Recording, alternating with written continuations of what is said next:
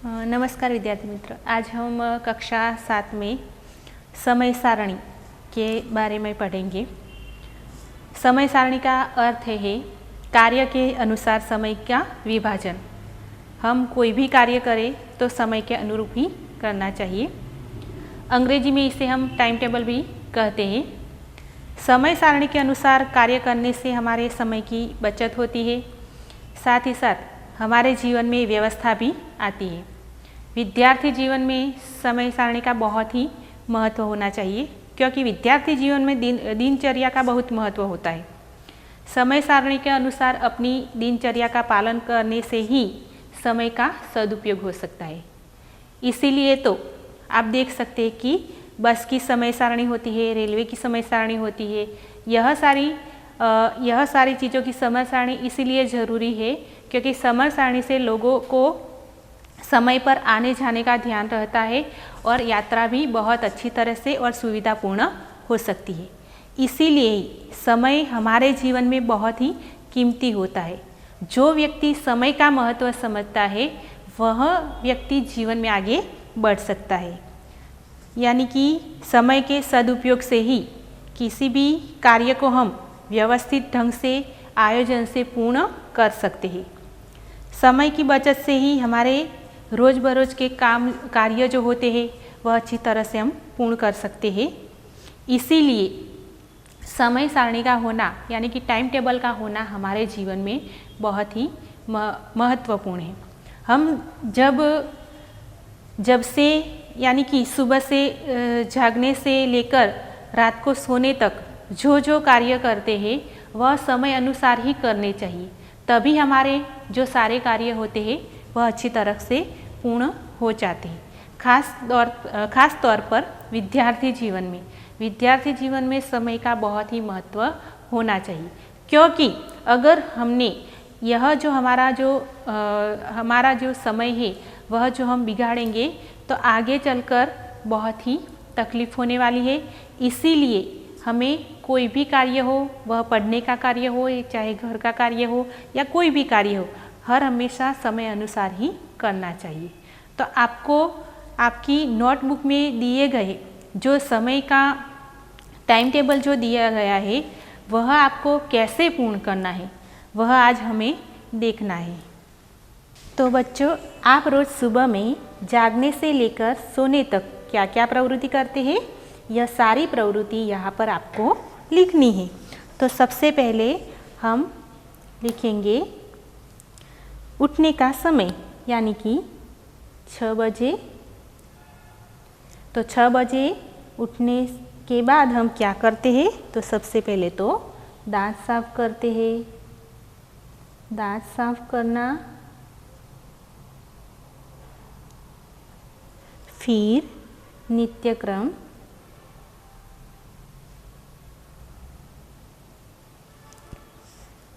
फिर नहाना धोना। तो सबसे पहले हम सुबह उठकर 6 बजे दांत साफ करना, नित्यक्रम करना एवं नहाना धोना। फिर 7:30 बजे 7:30 बजे हम चाय नाश्ता करते हैं।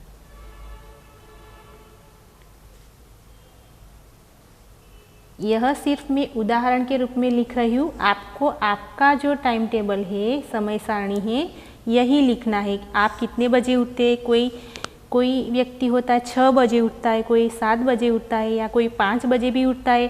तो आपको आपके समय के अनुसार यह सारी बातें लिखनी है।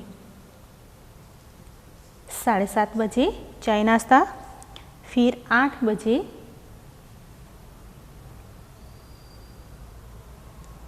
आप प्रार्थना करते हैं। प्रार्थना करना एवं पढ़ाई करने बैठना। 8 बजे प्रार्थना करना एवं पढ़ाई करने बैठना। फिर 10 बजे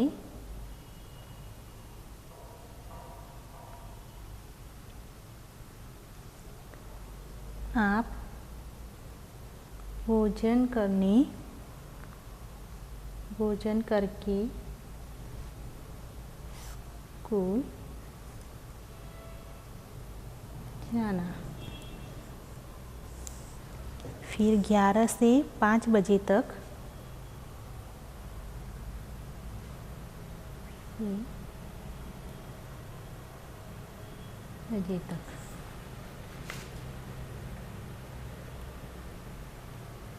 पढ़ाई करना। 5:30 बजे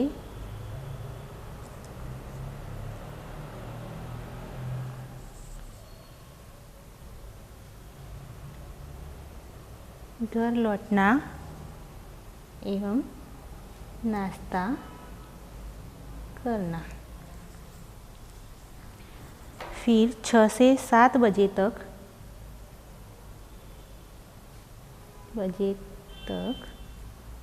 खेलना।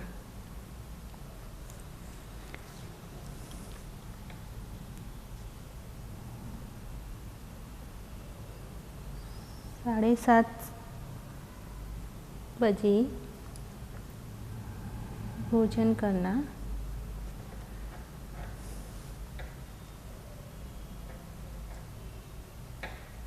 8 से 9 बजे तक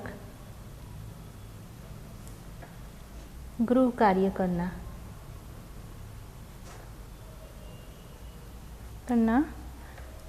एवं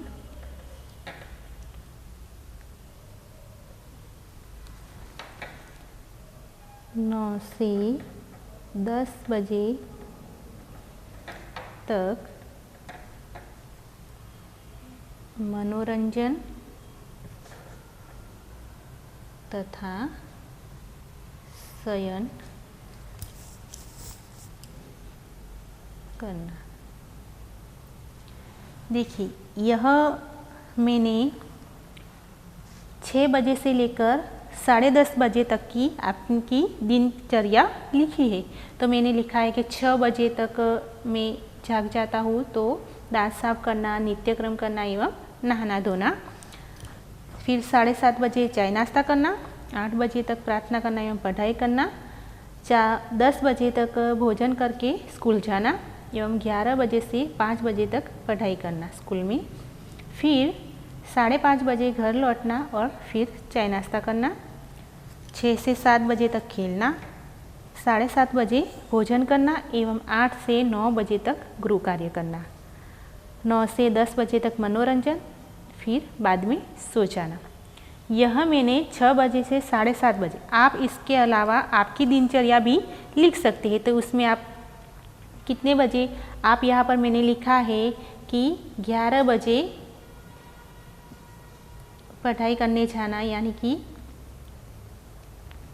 10 बजे भोजन करके स्कूल जाना। तो आप जितने बजे आते हो स्कूल, आपकी पाठशाला में आप 7:30 या 7:15 बजे आप स्कूल में आते हैं, तो आप लिख सकते हैं कि 7 बजे स्कूल में जाना, भोजन चाय नाश्ता करके 7 बजे स्कूल में पहुंचना, फिर पढ़ाई करना, फिर 12:30 बजे, यहाँ पर 5:30 की जगह आपकी पाठशाला का छूटने का समय जो है, छुट्टी का समय 12:30 क्या है, तो आप 12:30 यहाँ पर लिख सकते हैं। फिर आप अपनी दिनचर्या यहाँ पर लिख सकते हैं। अब यहाँ पर आपके घर से कौन कितने बजे और कहाँ जाते हैं उसकी समय सारणी आपको बतानी है। जैसे कि आपके पापा होते हैं, मम्मी होती है, फिर दीदी, भाई, सभी अगर घर से कितने बजे कहाँ जाते हैं यह आपको लिखना है। तो सबसे पहले हम यहाँ पर लिखेंगे कि दादाजी, तो दादाजी 6:30 बजे कहाँ जाते हैं, तो सैर करने के लिए, यानी कि घूमने के लिए जाते हैं। फिर छोटे भाई, आपके छोटे भाई बहन होते हैं, वह 7 बजे पाठशाला जाते हैं।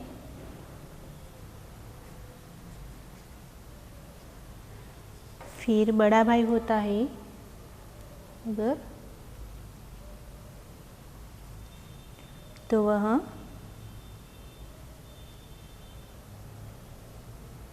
9:30 बजे कॉलेज जाता है।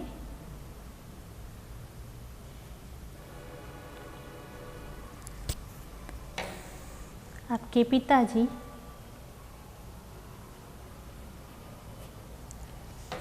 10 बजे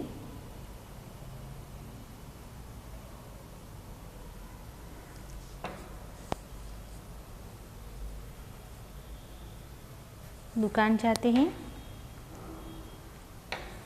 फिर आपकी माताजी 5 बजे शाम को बाजार जाती है। आपकी दादी जी अगर हो तो वह 10:30 बजे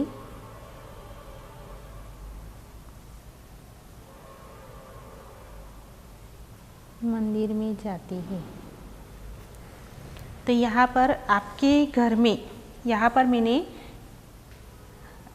उदाहरण के रूप में लिखा है कि दादाजी हो तो 6:30 बजे सैर करने के लिए जाते हैं।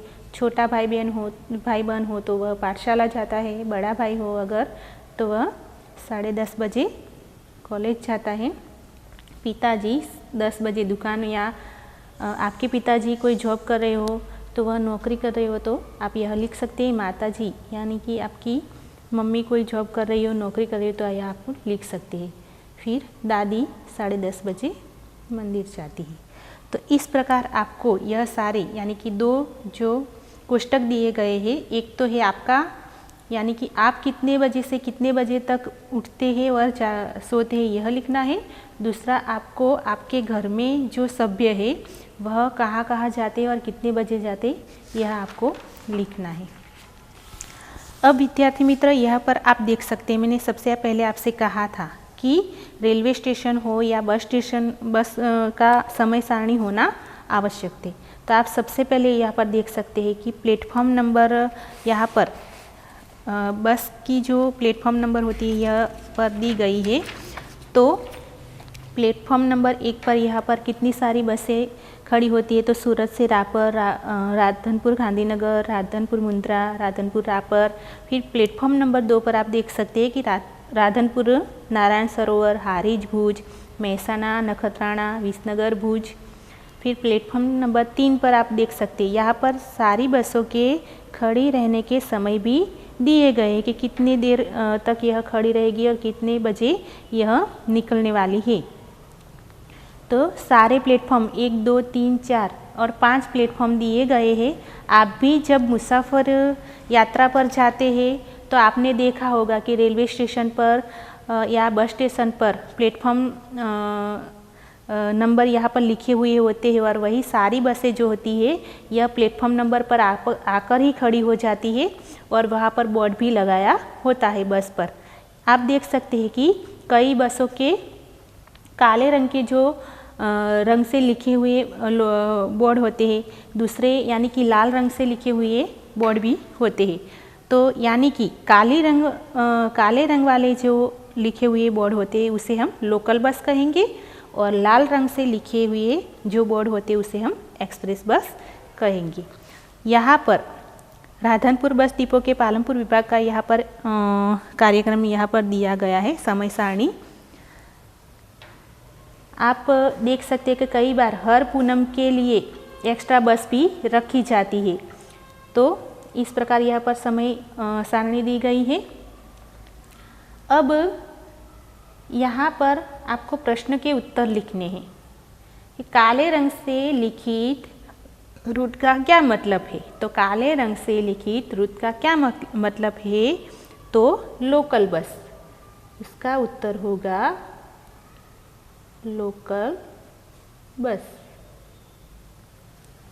फिर लाल रंग से लिखित रूट का क्या मतलब है, तो लाल रंग से लिखित रुत का मतलब एक्सप्रेस। एक्सप्रेस बस।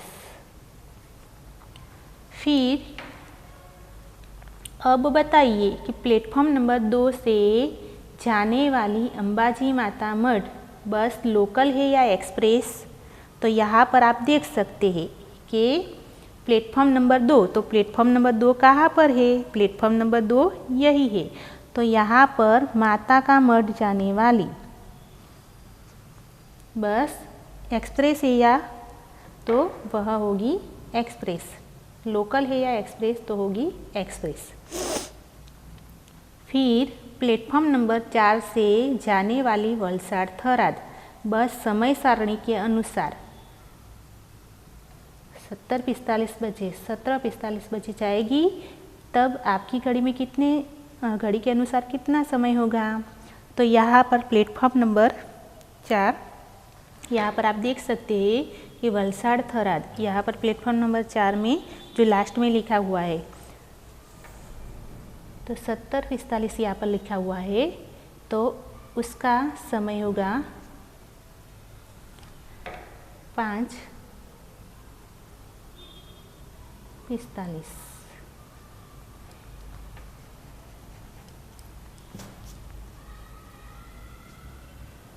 5:45। प्लेटफॉर्म नंबर 5 पर कहाँ कहाँ की बसें लगेगी? तो प्लेटफॉर्म नंबर 5 पर कहाँ कहाँ की बसें लगेगी? तो प्लेटफॉर्म नंबर 5 पर राधनपुर मोडासा, राधनपुर ईडर, सुईगाम गांधीनगर, राधनपुर विसनगर, राधनपुर मेहसाणा और राधनपुर अहमदाबाद। तो यह सारी जो बसें हैं वह प्लेटफॉर्म नंबर 5 पर लगने वाली हैं। अब यहाँ पर प्रश्न दिया गया है कि एक्स्ट्रा बसें कब जाएंगी? एक्स्ट्रा बसें हर पूनम के दिन कब जाएंगी? तो हर पूनम के दिन 6 बजे से 7 बजे तक जाएगी। अब आपको यहाँ पर आप सभी बच्चे टीवी सीरियल या टीवी तो आप देखते ही है, तो आपको कई ऐसे कार्यक्रम टीवी में आने वाले, कई ऐसे सीरियल होती है, कई ऐसे पिक्चर होते हैं, कई ऐसे कार्यक्रम होते हैं जो आपको बहुत अच्छा लगता है। तो यहाँ पर सारी सीरियल हो या टीवी के कार्यक्रम दिए गए हैं, इनमें से आपको बताना है कि आपको इनमें से कौन कौन सी जो चैनल होती है वह आपको पसंद है और कौन कौन से कार्यक्रम आपको पसंद है, यह आपको लिखना है। तो मैं यहाँ पर उदाहरण के रूप में लिख रही हूँ, तो इनमें से हो या कोई आपको अन्य कोई पसंद हो तो भी आप लिख सकते हैं। तो सबसे पहले यहाँ पर आप टेलीविज़न पर कौन कौन से कार्यक्रम देखते हैं उसकी समय सारणी बनाइए। आप जो भी देखते हो तो उस चैनल का नाम लिखना है, कार्यक्रम का नाम लिखना है और कितने बजे यह कार्यक्रम आता है, यह सारी बातें आपको यहाँ पर लिखनी है। तो सबसे पहले हम यहाँ पर लिखेंगे न्यूज़ नाउ। न्यूज़ नाउ, तो वह कितने कार्यक्रम का समय है? 9 बजे। और चैनल का नाम है टाइम्स नाउ। चैनल का नाम टाइम्स नाउ। फिर दूसरे नंबर पर आपको जितनी भी पसंद हो चैनल आप यहाँ पर लिख सकते हैं। दूसरे नंबर पर है सॉलिड हिट्स, तो उसका समय होगा 11 बजे। जी, तो यह बी फॉर यू, चैनल का नाम है बी फॉर यू। फिर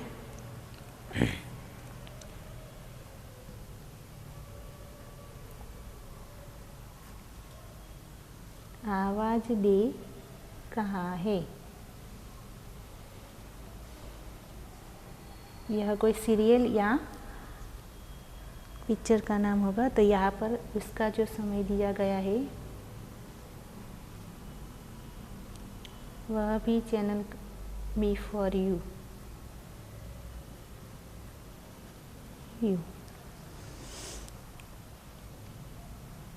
फिर विद्यादर्शन, दर्शन का समय है 10 बजे सुबह में।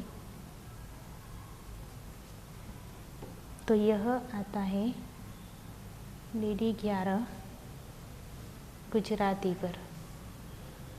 विद्यार्थी मित्र, कितनी ऐसे कार्यक्रम होते हैं जो हमें उनमें से बहुत कुछ सीखने को मिलता है, पढ़ने को भी मिलता है। तो यह सारी चीज़ें आपको देखकर पढ़नी है और देखनी भी होगी। अब यहाँ पर प्रश्न दिया गया है, यह प्रश्न के उत्तर आपको लिखने हैं कि आपको टीवी का कौन सा कार्यक्रम सबसे ज़्यादा पसंद है, क्यों। आपको जो भी पसंद हो, किसी को डिस्कवरी पसंद होगी, कार्यक्रम में कई ऐसी चैनल होगी, डिस्कवरी होती है या कोई सोनी मैक्स होती है, कलर्स होती है, आपको जो भी पसंद हो और वो पसंद हो तो क्यों पसंद है। आप कई सारे कार्यक्रम देखते हैं तो उसमें आप कॉमेडी सीरियल भी आती है तो वो भी आपको देखते हैं, तो यह भी आपको लिखना होगा। तो आप इसमें लिख सकते हैं कि मुझे सोनी चैनल पर आने वाला टीवी का क्राइम पेट्रोल बहुत पसंद है। यह तो मैंने अपनी बात बताई, लेकिन आपको जो पसंद हो वो आपको लिखना है। मैं आपसे कह सकती हूँ कि आपको टीवी का कौन सा कार्यक्रम सबसे ज़्यादा पसंद है, तो क्यों। तो मुझे तो टीवी का सोनी मैक्स पर आने वाला जो क्राइम पेट्रोल कार्यक्रम है वह बहुत ही पसंद है, क्योंकि इस कार्यक्रम में समाज में बनने वाली अपराध की घटनाओं को वास्तविक और रोचक रूप से निरूपण किया जाता है। इसमें यह भी बताया जाता है कि पुलिस गुनहगारों को किस प्रकार पकड़ती है और यह कार्यक्रम हमें नई तरह से सावधानी रखने की भी शिक्षा देती है। इसीलिए मुझे यह कार्यक्रम बहुत पसंद है। आगे का प्रश्न है, आप टीवी पर शिक्षा संबंधी कौन कौन से कार्यक्रम देखते हैं। सभी प्रकार के कार्यक्रम टीवी पर तो आते हैं, तो आप शिक्षा संबंधी कौन कौन से कार्यक्रम देखते हैं। तो आप देख सकते हैं कि DD गिरनार पर अभी जो शिक्षा संबंधी कार्यक्रम आता है, DD गुजराती पर, तो यहाँ पर सुबह 10 बजे से 10:30 बजे तक यहाँ पर DD 11 गुजराती पर विद्यादर्शन कार्यक्रम आता है, तो मैं वही देखती हूँ। और इसके अतिरिक्त स्कूल में दोपहर 2:30 बजे से 5 बजे तक अंग्रेजी, गणित एवं विज्ञान के पाठ भी देखती हूँ। तो आप यहाँ पर मैंने यह मेरी बात बताई, तो आपको भी आप जो भी शिक्षा संबंधी कार्यक्रम देखते हैं तो उसका जवाब यहाँ पर लिखना है। आप अपने टीवी पर प्रसारित होने वाले कार्यक्रमों का मेनू कैसे देखेंगे। तो यहाँ पर आप लिख सकते हैं कि पहले टीवी पर प्रसारित होने वाले कार्यक्रमों का मेनू देखने के लिए पहले मैं टीवी चैनल को देखूँगा, फिर उसके समय के अनुसार कार्यक्रम का नाम देखूँगा। इस प्रकार यह सारे, सबसे पहले आपने टेलीविज़न की बात कही, तो टेलीविज़न में आने वाले कार्यक्रम आप कितने बजे देखते हैं, कौन सी चैनल पर देखते हैं, यह आपको सारा लिखना है। और यह 3 प्रश्नों का उत्तर भी आपको लिखना है।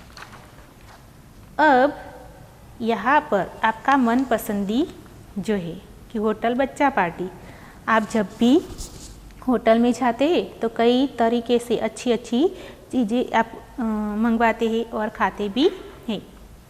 यहाँ पर आप देख सकते हैं, तो सभी बच्चों को यह ध्यान में रखना है कि आप यहाँ पर जो भी चीज़ें लिखी हुई है तो उसका दाम भी यहाँ पर बताया गया है। आप इसमें से कौन सी चीज़ पसंद करेंगे खाना, और यहाँ पर उपयुक्त मेनू में से आपको खाने में क्या क्या पसंद है उसकी सूची बनाइए एवं भाव लगाकर बिल बनाइए। तो यहाँ पर आपको क्या करना है, यह सारी चीज़ें जो दी गई है उसमें से आपको जो भी अच्छी लगती है यह सारी चीज़ें आपको लिखनी है, और यह सारी चीज़ें लिखकर उसका दाम भी आपको यहाँ पर लिखना है, और फिर कुल टोटल कितना होता है यह आपको बताना है। तो सबसे पहले हम यहाँ पर लिखेंगे। सबसे पहले हम लिखेंगे कि ग्रीन सलाड। तो ग्रीन सलाड यहाँ पर आप देख सकते कि यहाँ पर है ग्रीन सलाड। तो कितने रुपये का है? 15 रुपये का। तो सबसे पहले मैं यहाँ पर लिखूँगी ग्रीन सलाड। आपको जो भी पसंद हो आप लिख सकते हैं। तो वह 15 रुपये का। फिर दूसरा है सैंडविच। तो सैंडविच यहाँ पर ग्रीन सलाद 15 रुपये का। सैंडविच, तो सैंडविच यहाँ पर कितने रुपये का है? 7 रुपये का। सैंडविच तो 7 रुपये का। फिर आलू मटर। तो आलू मटर यहाँ पर आप देख सकते आलू मटर तो 30 रुपये का।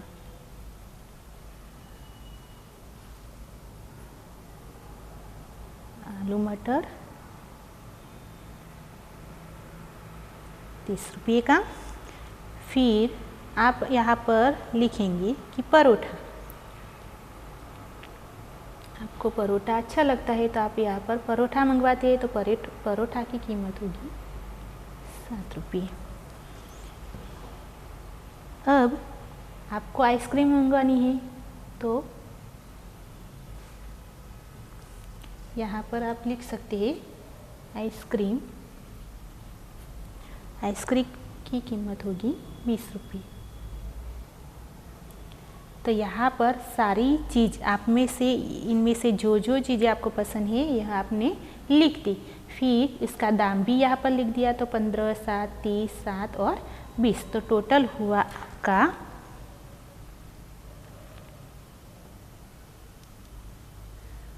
79 रुपये। यहाँ पर अब प्रश्न है, क्या आप कभी कोई भी बिल का टोटल मूल्य जांचते हैं? विद्यार्थी मित्र, आपको ध्यान रखना है कि कोई भी चीज़ खरीदो, कोई भी दुकान पे जाओ तो आपको बिल का टोटल मूल्य अवश्य जांचना चाहिए। क्यों जांचना चाहिए? बिल भी लेना चाहिए और टोटल भी जांचना चाहिए, क्योंकि कई बार ऐसा भी होता है कि बिल में भी भूल हो सकती है या कोई गलत भी हो सकता है। तो इसीलिए उसका मूल्य जांचना चाहिए। हमें बिल का टोटल मूल्य क्यों जांचना चाहिए? क्योंकि बिल में लिखी गई रकम सही है या नहीं, इसे देखने के लिए हमें टोटल मूल्य जांचना चाहिए। यहाँ पर हम कोई वस्तु खरीदते हैं तो उसका बिल क्यों लेना चाहिए? तो हम जब भी कोई वस्तु खरीदते हैं तो खरीद का जो सबूत रखने के लिए, यानी कि हमने जो भी चीज़ खरीदी है उसका सबूत रखने के लिए हमारे पास उसका बिल होना आवश्यक है। और उसकी कीमत कितनी है इसकी जानकारी के लिए भी हमें यह बात ध्यान में रखनी चाहिए। अगर घर जाने के बाद हमारी चीज़ खरीदी हुई चीज़ में अगर कोई गलत होता है या क्षति होती है तो उसको बदलने के लिए भी हमारे पास अगर बिल होता तो हम बदल भी सकते हैं। आगे का प्रश्न है कि खाने पीने की वस्तुओं पर लगाए जाने वाले यहाँ पर हरा रंग का जो चिन्ह होता है उसे हम क्या कहते हैं? यह क्या साबित करता है? तो यहाँ पर खाने पीने की चीज़ों पर वस्तुएं लगाए जाने वाले यह हरा रंग का जो चिन्ह होता है यह बताता है कि खाद्य पदार्थ शाकाहारी है। इसीलिए यह हॉलमार्क देखकर ही खाने पीने की चीज़ खरीदनी चाहिए। अब यहाँ पर पंडित दीनदयाल उपभोक्ता भंडार यहाँ पर दिया गया है। दुकान का जो नाम दिया गया है और उसमें जो वस्तुओं का नाम दिया गया है, चीज़ का नाम दिया गया है और प्रति अनुपात कितनी होगी। तो आप देख सकते हैं कि चीनी तो प्रति आदमी कितनी होगी, तो यहाँ पर 350 ग्राम। फिर प्रति कार्ड अनुपात अधिकतम संख्या अनुसार तो 350 ग्राम और कीमत होगा 13 रुपये 50 पैसे। तो यहाँ पर चीनी है, नमक आयोडीन युक्त है, गेहूँ, फिर चावल, फिर मिट्टी का तेल। तो यह सारी जो चीज़ें लिखी हुई है उसका दाम भी यहाँ पर लिखा हुआ है, आप देख सकते हैं। अब आपको यह इनमें से, यह पर देखकर इनमें से जो पीछे प्रश्न दिए गए हैं उसका उत्तर आपको लिखना है। आप यहाँ देख सकते हैं कि जो कोष्टक में दिया गया है कि चीनी तो 350 ग्राम, तो यहाँ पर आपको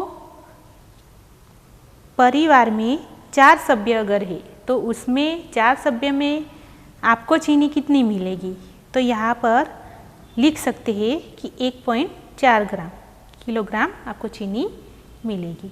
तो यहाँ पर 1.4 किग्रा। यहाँ पर आपको चावल कितना मिलेगा और कितने रुपये होंगे, तो यहाँ पर आप लिख सकते, तो चावल का कितना था, तो 6.50 किग्रा और 7 रुपये थे। तो चावल 6.5 किग्रा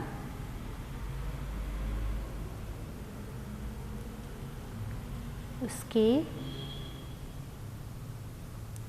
10 रुपये हो गए।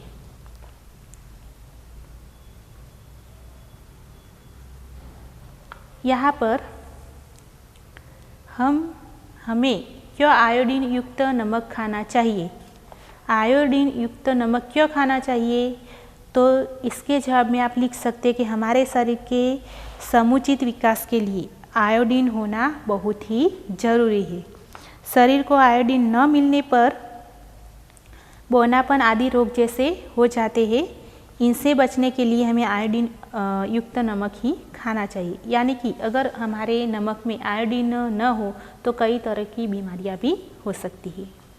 यहाँ पर मिट्टी के तेल का हम क्या उपयोग करते हैं, मिट्टी का तेल यानी कि हम गुजराती में जिसे कहते हैं केरोसिन। तो मिट्टी का तेल हमें क्या उपयोग करते हैं, तो हम मिट्टी के तेल से लालटेन जलाते हैं, स्टोव जलाते हैं और इस प्रकार हम इसका उपयोग करते हैं। कहीं कहीं जगह पर ऑटो रिक्शा चलाने के लिए भी मिट्टी का तेल का उपयोग किया जाता है। वह गैर कानूनी है लेकिन फिर भी कई लोग ऐसा करते हैं। तो इस प्रकार यह सारे प्रश्नों का उत्तर आपको लिखना होगा। अब विद्यार्थी मित्र यहाँ पर योग्यता विस्तार दिया गया है। कुछ यहाँ पर विद्यार्थी मित्र आपको योग्यता विस्तार में ध्यान में रखना है कि वाणिज्य उपयोगी जो कुछ शब्द है जो हम देखेंगे, हिंदी शब्द दिए गए हैं जिसका आपको गुजराती शब्द ध्यान में रखना है। आपकी परीक्षा में भी ऐसे कुछ गुजराती का हिंदी और हिंदी गुजराती के शब्द यहाँ पर पूछे जाने वाले हैं। यहाँ पर अंश, अंश तो गुजराती में हम कहेंगे सिर, उठाव तो उसे हम कहेंगे उपाड़, उधार हिंदी शब्द है उधार तो इसे हम कहेंगे उधार। औसत गुजराती में जिसे हम सरासरी कहते हैं। कमी बेसी तो यहाँ पर गुजराती शब्द होगा वधघट। कोठी यानी कि पेढ़ी। खरीददार यानी कि ग्राहक, हिंदी में जिसे हम खरीददार कहते हैं। खाता तो गुजराती में हम कहेंगे खातू। गिरावट हिंदी में जिसे हम गिरावट कहते हैं, गुजराती में उसे हम घटाड़ो। गुदाम यानी कि वखार। घटबड यानी कि वधघट। चुंगी यानी कि जकात। जमा यानी कि जमा।